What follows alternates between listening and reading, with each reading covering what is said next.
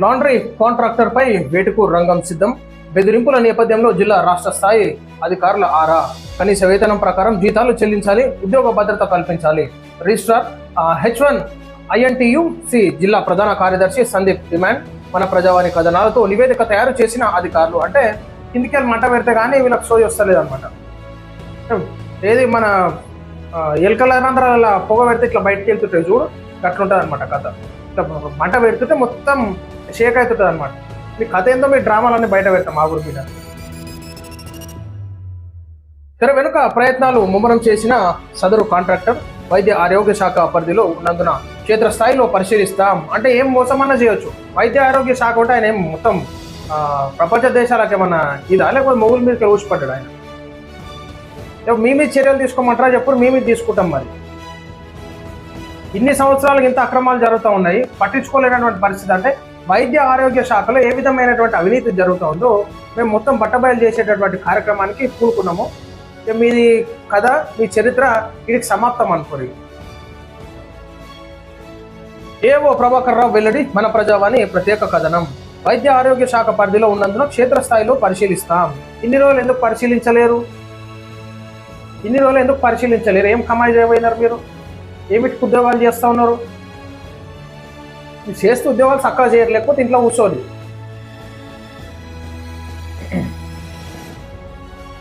వైద్య ఆరోగ్య శాఖలో లాండ్రీ టెండర్ల వ్యవహారంలో ఖమ్మం జిల్లా ప్రభుత్వ ప్రధాన ఆసుపత్రిలో ఓ గుత్తేదారు వ్యవహరిస్తున్న తీరుపై సర్వత్రా విమర్శలు వెల్లువెత్తుతున్నాయి. కనీస వేతనం ప్రకారం 15,600 సిబ్బందికి జీతాలు చెల్లించాల్సి ఉండగా సదరు కాంట్రాక్టర్ సంవత్సరాలుగా శ్రమ దోపిడీకి పాల్పడుతున్నట్లు తెలంగాణ వైద్య మరియు ప్రజారోగ్య ఉద్యోగుల సంక్షేమ సంఘం రిజిస్ట్రార్ H1 INTUC జిల్లా ప్రధాన కార్యదర్శి సందీప్ ఆరోపించారు.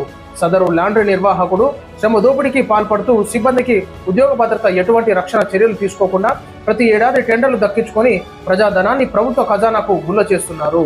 ఆయన ఒక ప్రకటనలో ఆరోపించారు. ప్రధానంగా ఖమ్మం జిల్లా ప్రధాన ఆసుపత్రిలో లక్షలాది రూపాయల మేర విద్యుత్ బిల్లులు బకాయిలు చెల్లించాల్సి ఉన్నప్పటికీ గత ప్రభుత్వ హయాంలో ప్రభుత్వ దవాఖానాల్లో అత్యవసర పరిస్థితుల రీత్యా బకాయిలు ఉన్న చర్యలు తీసుకోవద్దు అంటూ ఒక స్పష్టమైన ఆదేశాలు సదరు కాంట్రాక్టర్కు కలిసి వచ్చినట్లుగా ఆరోపణలు, విమర్శలు వినిపిస్తున్నాయి.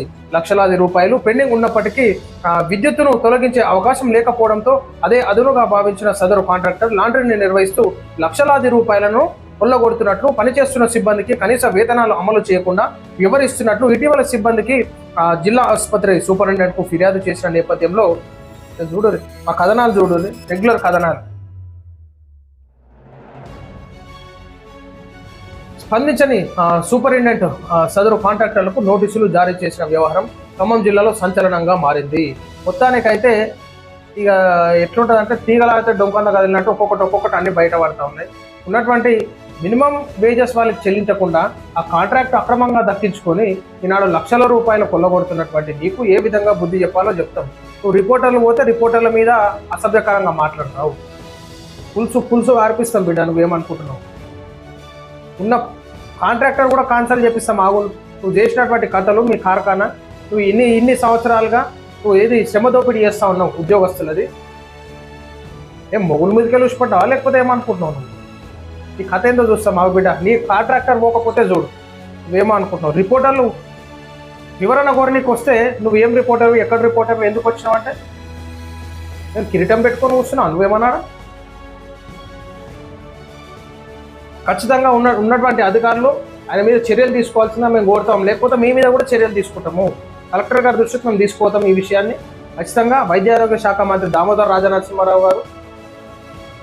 రాజనరసింహ గారు మీ దృష్టి కూడా మేము తీసుకొస్తాం. ఇది ఈనాడు ఈ ఒక్క హాస్పిటల్లో ఇట్లా ఉందనుకుంటాం కాదు, తెలంగాణ రాష్ట్ర వ్యాప్తంగా ఇట్లా చాలా మంది ఉన్నారు లంగలు. చూడు రాజధానిలో జోరుగా పైరవి. విద్యా విధాన్ పరిషత్ హయాంలో పురుడు పోసుకున్న కాంట్రాక్టర్ వెనుక దండుగా నిలిచిన ఆ అధికారులు ఎవరో? ఆ అధికారులు ఎవరు కాదు, మొత్తం అందరిది తీస్తాం, చిట్టా మొత్తం తీస్తాం. ఆగురు ఇలాంటి వ్యవహారంపై ప్రభుత్వం జనరల్ హాస్పిటల్ సూపరింటెండెంట్ వివరణ మరికొన్ని అంశాలతో 4వ కథనంలో వేచి చూడండి.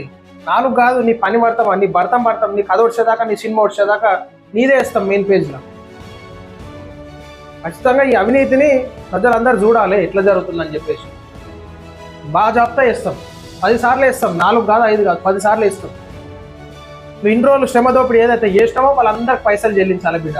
నువ్వేమో అనుకుంటావు, దోసుకున్నా బగ్గ తిన్నా ఆస్తులు సంపాదించుకున్నారు, శ్రమ ఎన్ని సంవత్సరాలుగా ఈనాడు ఆ వర్కర్స్ నష్టపోయినారో మొత్తం కట్టియాలి.